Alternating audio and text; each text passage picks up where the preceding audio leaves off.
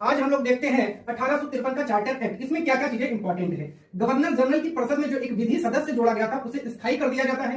Company के कार्य का जो विभाजन है उसको कर दिया जाता है। कहा जाता है एक तो इसका विधायी कार्य होगा और दूसरा इसका प्रशासनिक कार्य होगा। विधायी कार्यों की देखरेख के लिए 12 सदस्यों का एक सदनीय विधानमंडल बनाया जाता है। प्रशासनिक कार्य को देखने के लिए इसमें क्या सुधार हुआ, भारतीयों को सिविल सेवा परीक्षा में भाग लेने की चर्चा की गई, बात की गई कि भारतीय भी अब आईसीएस की परीक्षा दे सकते हैं और कंपनी में नियुक्ति प्रतियोगी परीक्षा के आधार पर होगी, अर्थात जो पहले नामजदगी प्रणाली थी उसको समाप्त कर दिया गया, सिफारिश के आधार पर नियुक्ति नहीं होगी।